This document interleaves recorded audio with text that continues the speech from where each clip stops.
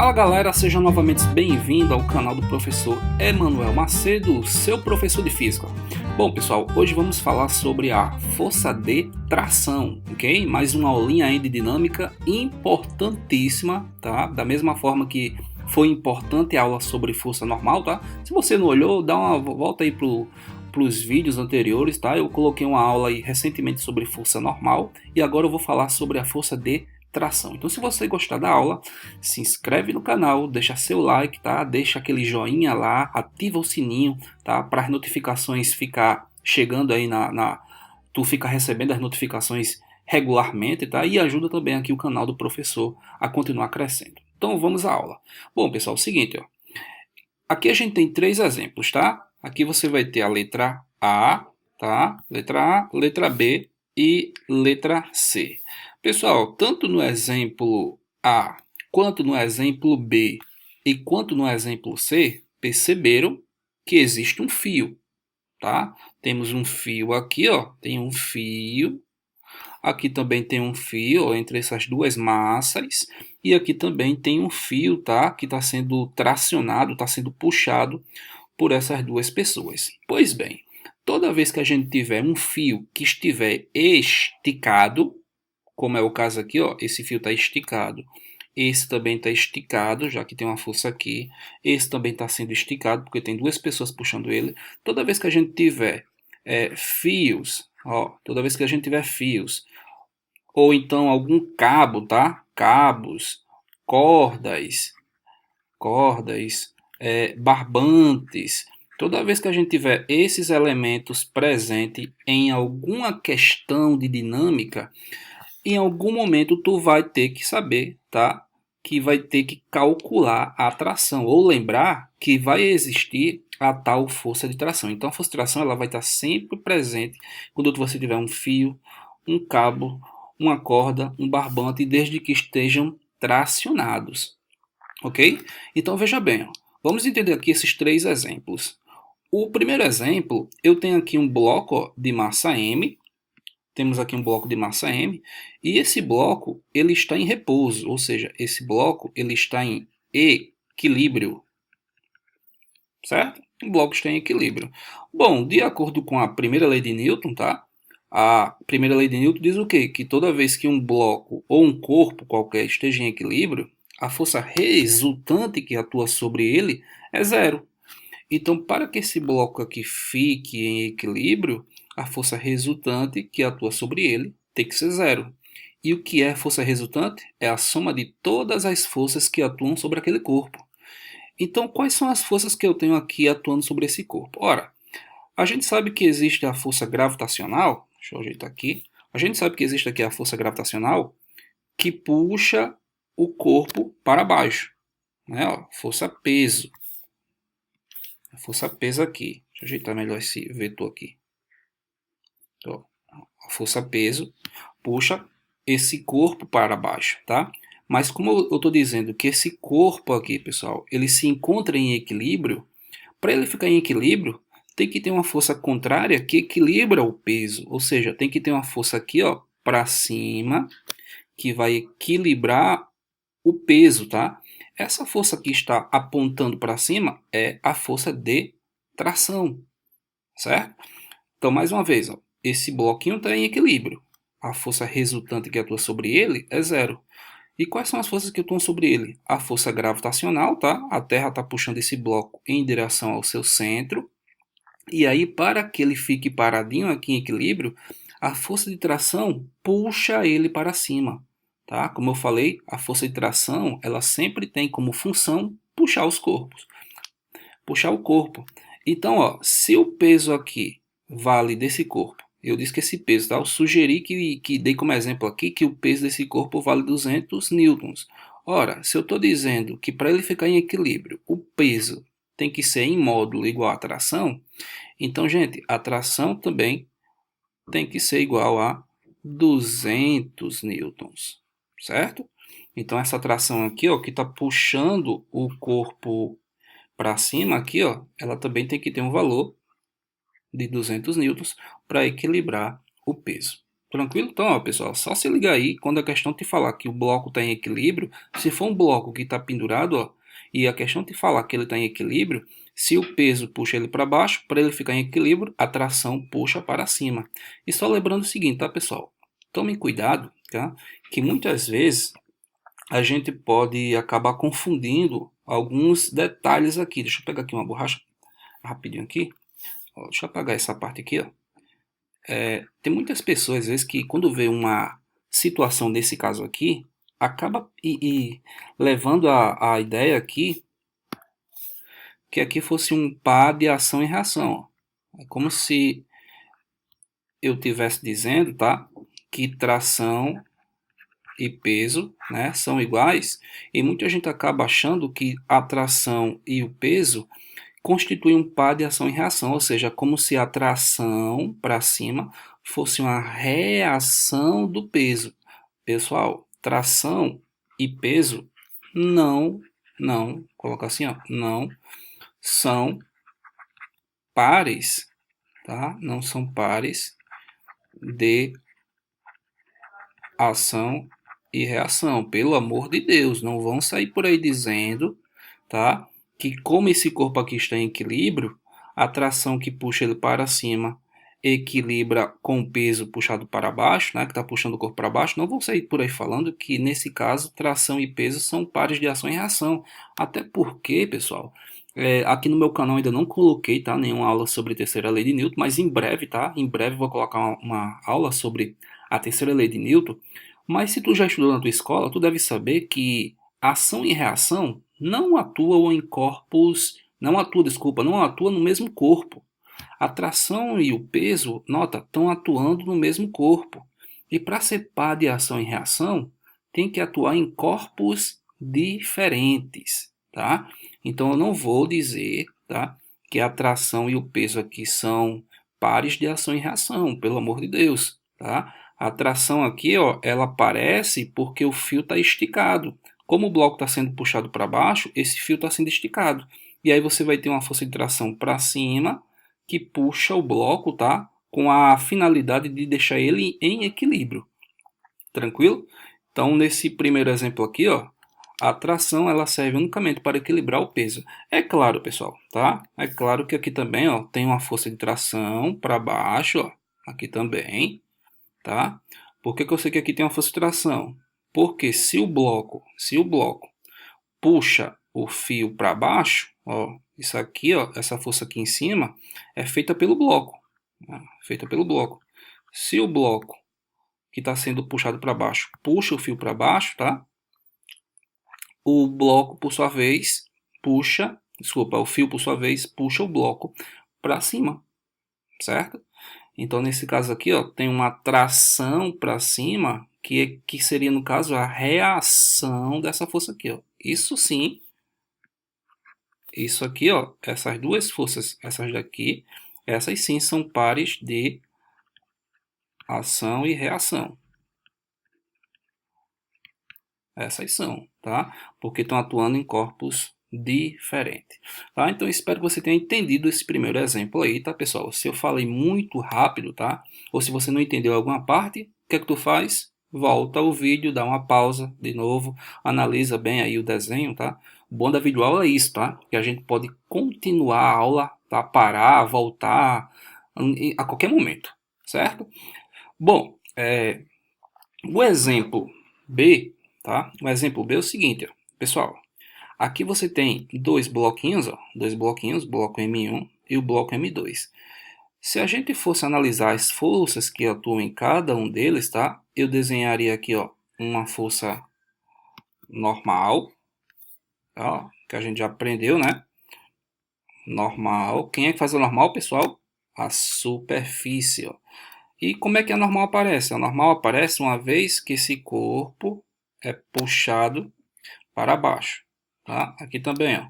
Aqui eu tenho uma normal, tá? Tem uma normal que equilibra o peso do corpo, tá? No caso aqui da massa 2. Então você tem aí normal e peso. Bom, mas meu objetivo é analisar o que está acontecendo entre eles, tá? Ó, tem um fio novamente. Pessoal, veja bem. No bloco 2, ó, no bloco 2 tem uma força puxando o bloco 2, tá? Tem essa força aqui puxando o bloco 2, que eu vou chamar de força externa. Como a força F puxa o bloco 2, por sua vez, puxa o bloco 1 por meio do fio, né? Por intermédio do fio. Então, novamente, ó, o bloco 2 está sendo arrastado pela força F, tá? Lembrando que a normal e a peso aqui, ó, não vão fazer nenhuma diferença no movimento do corpo na horizontal, porque elas atuam na vertical. Então, uma vez que esse corpo é puxado pela força F, ele, por sua vez, puxa o bloco 1, certo? Então, existe aqui no bloco 1 uma força de tração. Pode colocar aqui de vermelho. Temos aqui, ó, no bloco 1 uma força de tração. Tá? Como eu falei, se o bloco 2 puxa o bloco 1 está sendo arrastado, e quem puxa esse bloco 1, ó, a ação do fio, tá? A exercida aqui do bloco 1 é devido à ação do bloco 2.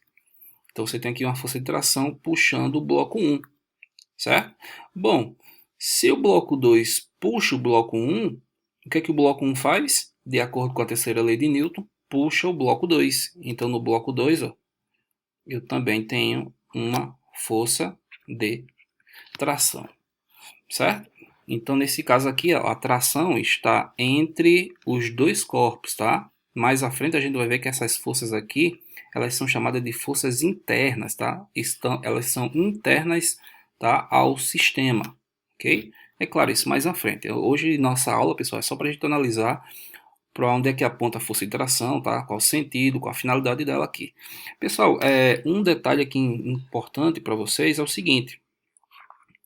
Sempre vão falar para vocês nas questões, tá? Deixa eu pegar aqui um lápis. Deixa eu pegar aqui uma cor diferente. Ó, deixa eu pegar essa daqui. Sempre vão falar para vocês que o fio, ó, é ideal. O que é um fio ideal? Pessoal, fio ideal é aquele fio que a massa dele é zero. Então, quando a questão te falar que o fio é ideal, veja bem, o que é um fio ideal? É um fio que a massa dele é igual a zero. E outra, é um fio também em que ele não estica, é um fio inextensível. Inextensível. Então, toda vez que eu tiver um fio, que a questão de falar que esse fio é ideal, pessoal, o que é um fio ideal? Um fio ideal é aquele em que a massa dele é igual a zero. E, consequentemente, é aquele fio também que ele não estica. O fato do fio ser ideal faz com que essa tração aqui, ó, essa tração, tá, que está sendo aplicada no bloco 1, deverá ter a mesma intensidade da tração que está atuando no bloco 2. Então, novamente, o fato do fio ser ideal faz com que essa tração aqui, ó, que está atuando no bloco 1, seja igual à força que atua no bloco 2. Então, essa tração aqui, ela tem que ser igual a essa daqui, tá? Por quê? Porque o fio, ele é ideal. Mas eu vou demonstrar já já para tu por que tem que ser igual a essas intensidades, ok? Bom, e no terceiro caso, a gente vai ter que uma pessoa, ó, temos duas pessoas, tá? Ó, a pessoa A, tá? Esse garotinho aqui, o menino A, e aqui você vai ter o menino B. Ambos estão puxando uma corda, né? Ó, esse cara está puxando aqui uma corda. E aí o que acontece? Se a gente for analisar quais são as forças que atuam na corda, veja bem, na corda, ó, tá aqui a corda. E aí quantas forças atuam sobre a corda? Ora, se o menino está puxando a corda, na extremidade da corda tem uma força, né? Na extremidade da corda tem uma força aqui. Deixa eu ver se eu ajeitar esse vetor aqui, pessoal.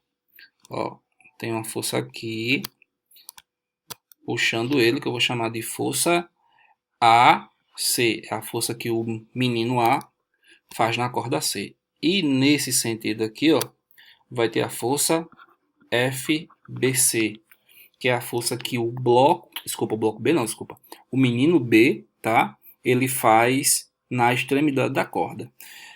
Bom, aqui então a gente tem duas forças atuando na horizontal. Se eu estou te falando que essa corda aqui, mais uma vez, ó, se essa corda é uma corda ideal, pessoal, corda é ideal.